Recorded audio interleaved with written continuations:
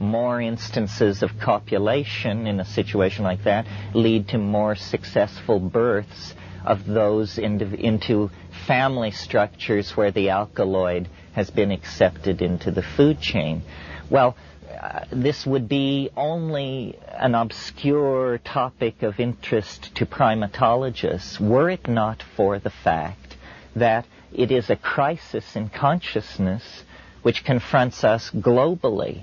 Consciousness is the commodity that if we do not have enough of it, do not produce it fast enough, then the momentum of the processes we set in motion in our ignorance is going to sterilize the planet and do us all in.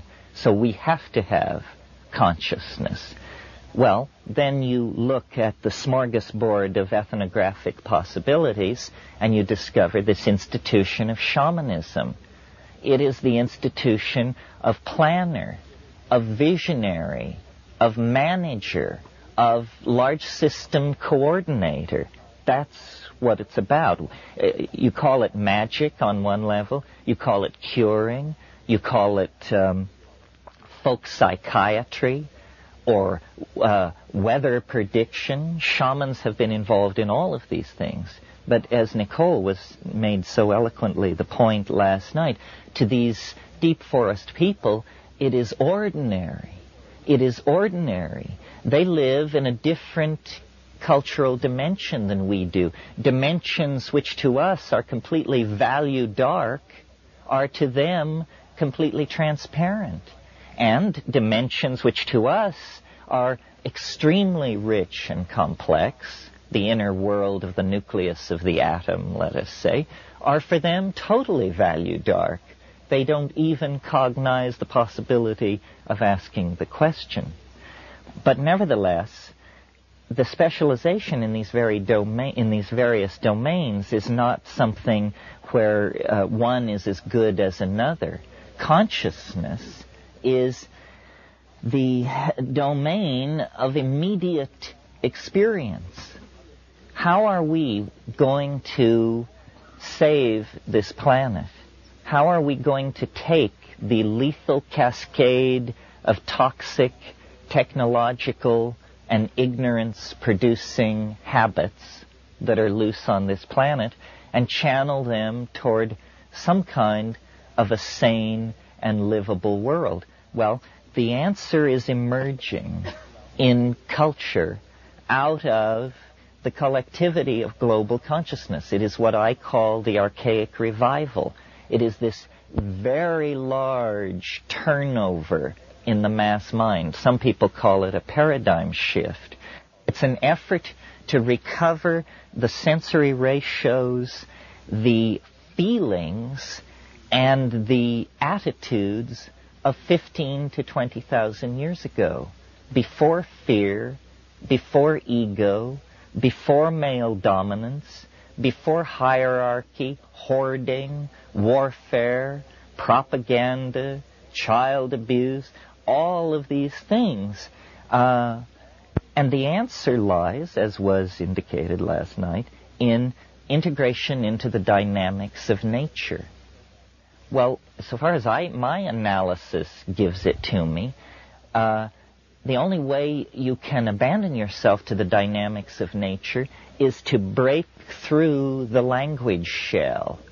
You must cut through the aura of programming and cultural assumptions that surround us from the moment we are able to speak. The only way this can be done is by dissolving the boundaries of ego. Ego is a structure that is erected by a neurotic individual who is a member of a neurotic culture against the facts of the matter. And culture, which we put on like an overcoat, culture is the collectivized consensus about what sort of neurotic behaviors are acceptable. Now, I don't know, so you see, what I see going on in the Amazon is a very radical psycholytic therapy where they are dissolving, literally dissolving the boundaries of self, culture, and ego assumption.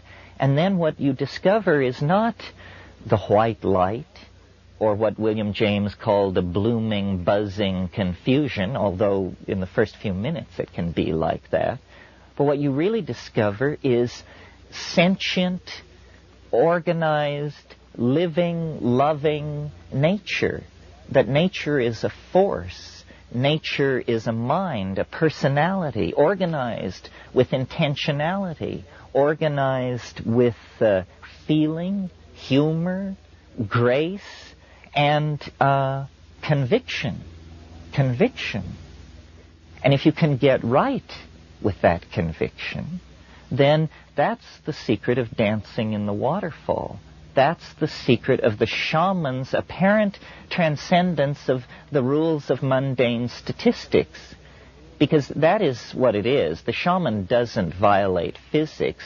He or she simply knows how to push the improbable to its greatest extent. And in Eastern philosophy, this is called the Tao. Abandonment to the flow, fitting of the small pattern into the larger pattern. Well, I think these things are very important because I think that psychology, psychiatry, psychoanalysis, it's a good idea, but it will never reach any kind of operational effectiveness until we look to these native healers all over the world and study their methods, and their methods are chemical and personal. It's a combination of care, attention, intention, and chemistry that allows consciousness to be made malleable and then recast in other forms. So I find myself this weekend explaining myself. That's what I feel like I'm doing. Why does someone who extols the self-transforming elf machines of the DMT space also claim to be a conservationist, also, have a mathematical dog and poodle show?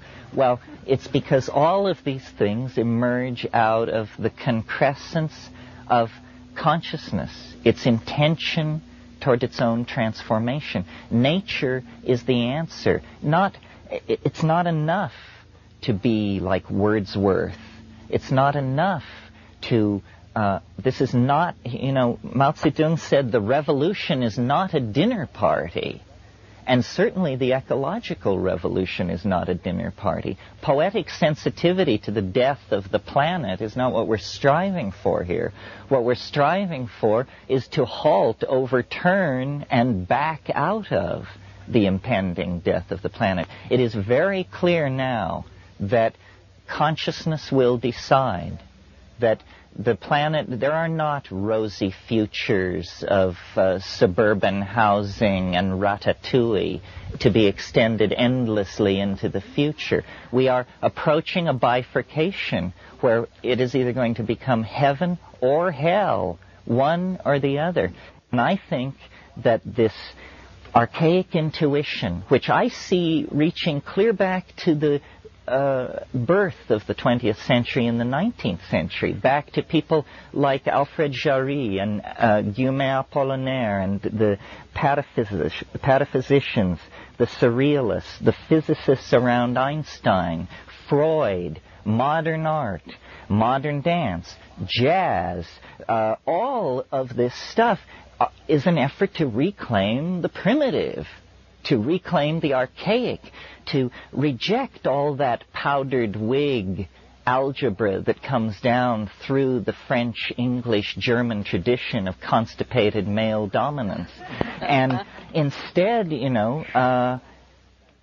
intuit, that's what it is in Freud and Jung and the New Age, and intuit our way out. But now we're the intuition is rising to the surface. We no longer have to operate without the presence of the goal firmly in hand. The goal can now be stated. What this is all about is a return to archaism.